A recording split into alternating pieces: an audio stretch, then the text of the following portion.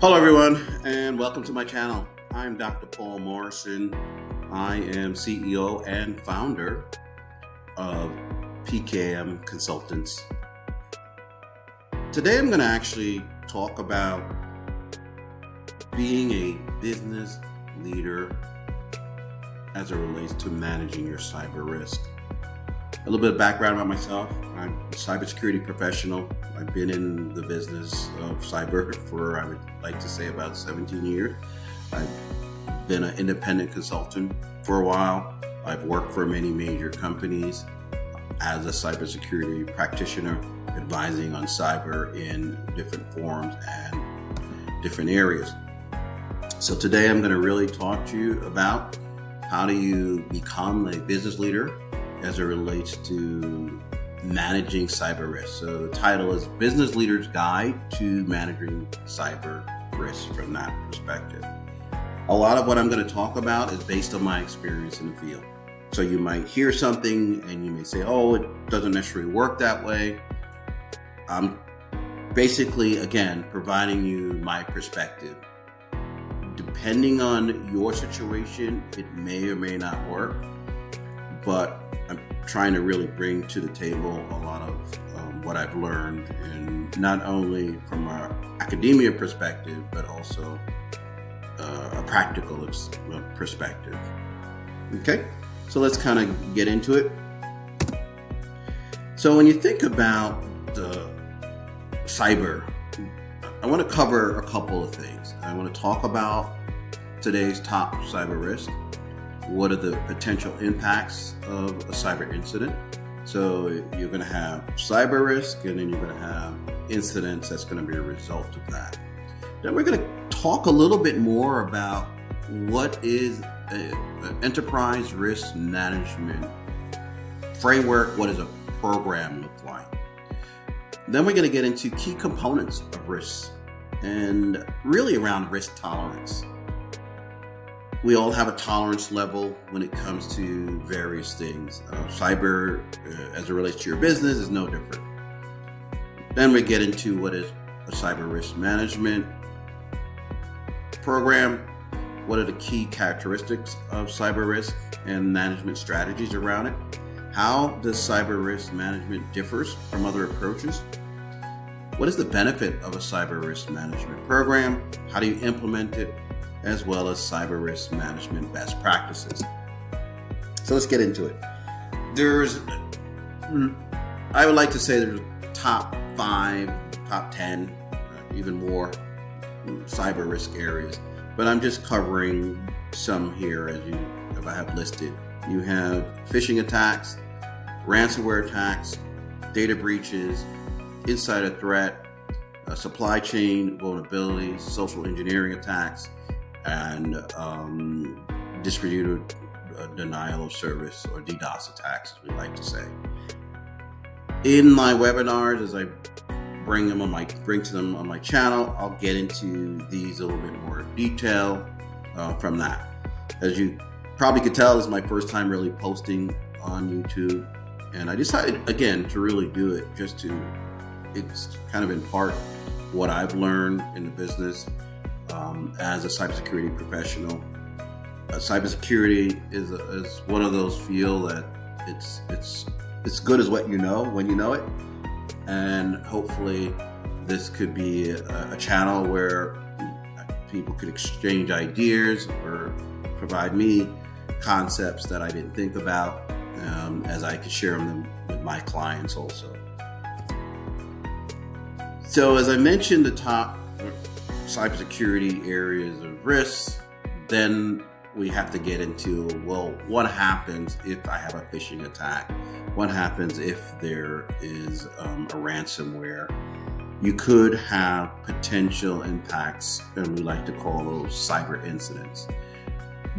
The impact to a cyber incident to an organization are a couple of things here. You have financial loss, you could have legal liabilities, you could have reputational damage, supply chain disruption, business disruption for downtime, and then a loss of competitive advantage.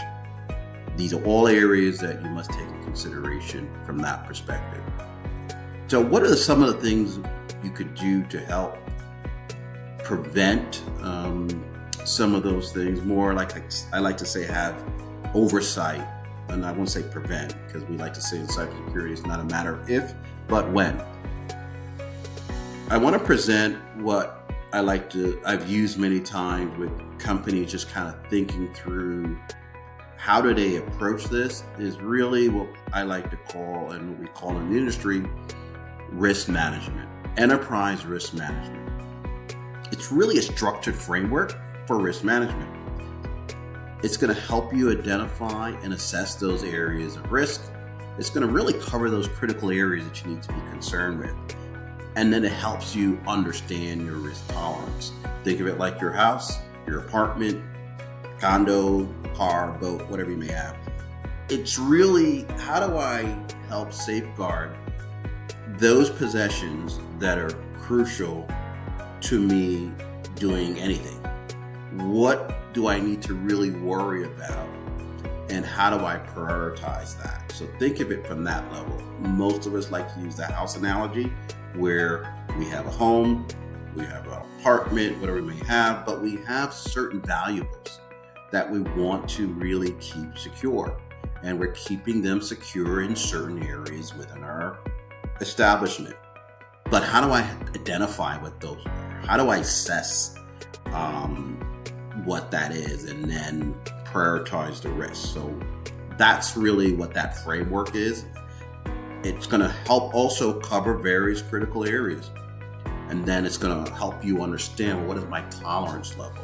Again, going back to the house analogy, I may be okay with just having one lock on the door, and then no locks on my windows, just using that for example. That might not fit well with your tolerance level. You might want to do more. Okay, so that's really how I want to look at it from that perspective. And let's talk about some of the key components of that risk tolerance.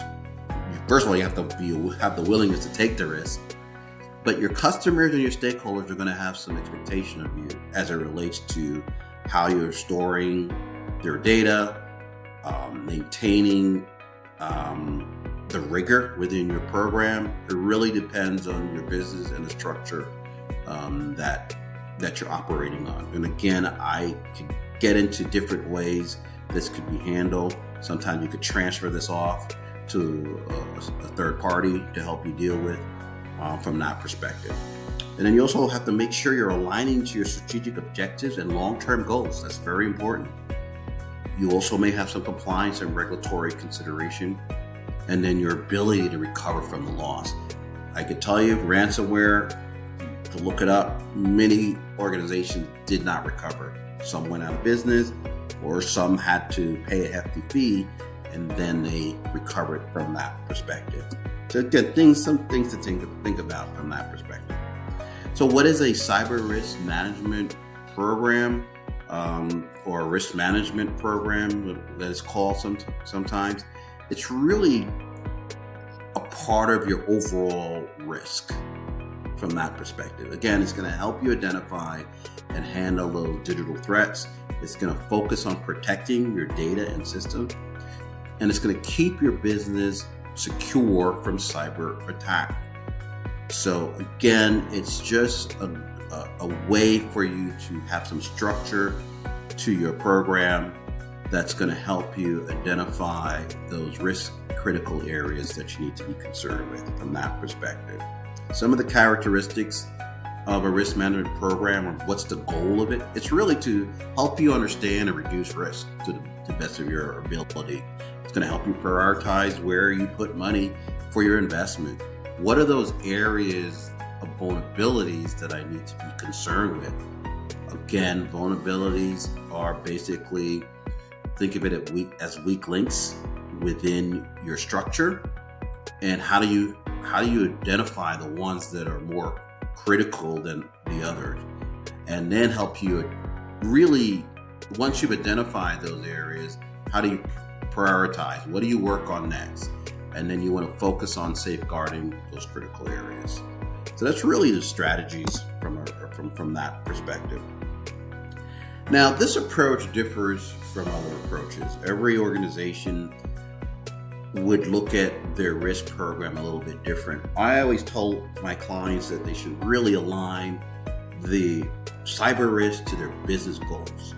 Because if you're not aligning to your business goals, then you could have a cyber risk disruption that's going to impact your business goal, right? And then it gets into the other focus area of impact and likelihood, because again, not all risk is bad, but you also have to say to yourself, if this risk becomes realized, what is that impact to the organization?